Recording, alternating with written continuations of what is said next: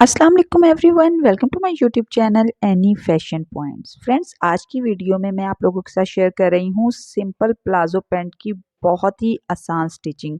पिछली वीडियो में मैंने इसकी कटिंग बताई थी बहुत ही आसान तरीके से, तो वीडियो आपको चैनल पे मिल जाएगी, आप लोग जाके देख सकते हैं।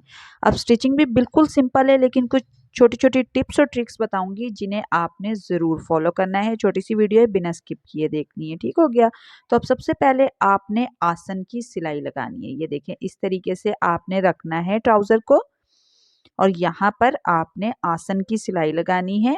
सिलाई लगाने से पहले और सिलाई एंड करने से पहले आपने सिलाई को पक्का ज़रूर करना है, ठीक है। ये देखें, यहाँ से सिलाई को लाके एंड करेंगे, यहाँ से सिलाई को घुमाएंगे और यहाँ पे ये देखें पक्का कर दिया। अब इसी तरीके से बिल्कुल दूसरे साइड पे भी आसन की सिलाई लगाऊंगी और उसके बाद हम इस तरीके से इस आसन को खोलेंगे।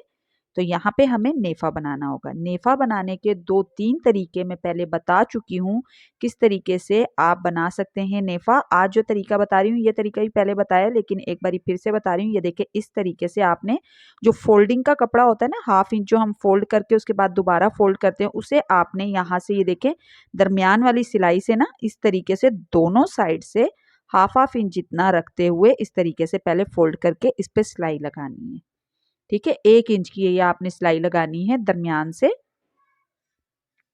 इससे आपके 2 फायदे होंगे। एक तो आपका ये नेफा जो है बिल्कुल बराबर फोल्ड होगा। ये देखिए, पहले आप देखिए, यहाँ पे मैंने सिलाई लगा ली। अब फोल्डिंग के कपड़े को हम इस तरीके से फोल्ड करेंगे और यहाँ से ये देखें, ऊपर से हमने 1/2 इंच जितना कपड़ा फोल्ड किया था नेफे के लिए, तो अब यहाँ से ये खुद ही इस तरीके से फोल्ड होता जाएगा और काम आसान हो जाएगा और बिल्कुल फिनिशिंग के साथ नेफा बनेगा। अब देखें, जो दरमियान की सिलाई है ना, उस साइड से 1/2 इंच सिलाई छोड़ते हुए हम इस तरीके से पूरे नेफे की गोलाई में सिलाई लगाएंगे। दोनों साइड से 1/2 इंच जितना दरमियान से छोड़ देंगे, ठीक है, इलास्टिक लगाने के लिए। आई होप ठीक से समझ आ रही हो। अगर नहीं समझ आ रही तो आप लोग कमेंट करके पूछ सकते हैं। तो यहाँ पे ये देखिए, बहुत ही फिनिशिंग के साथ नेफा बन गया। कहीं से ऊपर नीचे नहीं है, टेढ़ा नहीं है, एक बराबर बना है। और यहाँ पे ये देखिए, इलास्टिक के लिए नेफे का होल भी बन गया। अब मैं आपको दिखाऊंगी पाइंचा हमने किस तरीके से फोल्ड करना है। वैसे तो नॉर्मल तरीके से हम इस तरीके से पहले फिटिंग की सिलाई लगाते हैं या पहले पाइंचा बना लेते हैं, फिर हम सिलाई लगाते हैं फिटिंग की। लेकिन आज जो मैं तरीका बता रही हूँ ये वैसे तरीका पहले बता चुकी हूँ, लेकिन न्यू लोगों के लिए एक बारी फिर से बता रही हूँ। सबसे पहले हमने कपड़े पर इस तरीके से थोड़ा सा कपड़ा 1/2 इंच जितना फोल्ड करके इस पे आपने सिलाई लगानी है। तो यहाँ पे ये देखिए, दोनों पाइंचों पर मैंने उलट साइड पे सिलाई लगा ली। अब दोनों पैंचों को इस तरीके से बिल्कुल बराबर करेंगे और ये फोल्डिंग का जहाँ पे हमने कट लगाया हुआ है ना, इसलिए कट हमने लगाए थे। अब यहाँ से फोल्डिंग के कपड़े को फोल्ड करके इस तरीके से रखेंगे, बिल्कुल बराबर करके। आप चाहें तो इसे आयरन करके भी इस तरीके से फोल्डिंग के कपड़े को दबा सकते हैं, ठीक है, मतलब पैंचे को दबा सकते हैं, नहीं तो आप इस तरीके से पिन लगा के। अब यहाँ पे ये देखें, आपने इस पर अब फिटिंग की सिलाई लगानी है, ठीक है।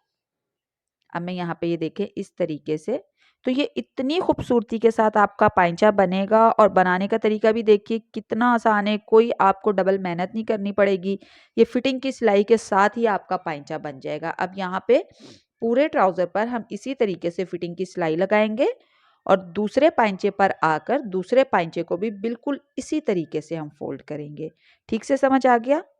ये देखिए इस तरीके से। अब यहाँ से भी फोल्डिंग के कपड़े को हम इस तरीके से फोल्ड करेंगे, इसीलिए ट्राउजर कटिंग करते वक्त यहाँ पे मैंने फोल्डिंग के निशान पे कट लगाया था। ये देखिए, अब आपने क्या करना है, ये देखें, इस पाइंचे को इस तरीके से पलटाना है ट्राउजर की उलट साइड पे, बिल्कुल बराबर करेंगे क्योंकि सिलाई लग गई तो ये बिल्कुल बराबर ही फोल्ड होगा। अब आप चाहें तो इस पे तुरपाई कर सकते हैं, आयरन करके बिठा लें, आसानी हो जाएगी, नहीं तो कपड़ा आगे पीछे होगा। मैं यहाँ पे इसी तरीके से कर रही हूँ, नहीं तो आप यहाँ पे सिलाई भी लगा सकते हैं इस तरीके से पूरे पाइंचे की गोलाई में। इतना खूबसूरती के साथ आपका ये पाइंचा बन जाएगा और साइड में से जो कपड़ा नज़र आता है ना, वो भी नहीं दिखेगा और ये ट्राउज़र जो है ऊपर की तरफ भी नहीं उठेगा। अभी मैं आपको दिखाती हूँ सिलाई लगाने के बाद। दोनों पाइंचों पर बिल्कुल इसी तरीके से हम सिलाई लगाएंगे। वैसे आप चाहें तो इस पर तुरपाई भी कर सकते हैं, ठीक है। यहाँ पे ये देखिए, पाइंचे पर सिलाई लग गई और हमारा ट्राउज़र बनके तैयार हो गया है। अभी मैं सिलाई आपको करीब से भी दिखा देती हूँ कि सिलाई किस तरीके से दिखेगी। तो ये देखिए, पाइंचा बनने के बाद ये कुछ इस तरीके से दिखेगा। देखिए कितना फिनिशिंग के साथ ये पाइंचा फोल्ड हो गया और यहाँ से अंदर से बिल्कुल भी आपको कपड़ा भी नहीं नजर आ रहा होगा। कितनी आसानी के साथ फोल्ड हो गया और कितना आसान तरीका था।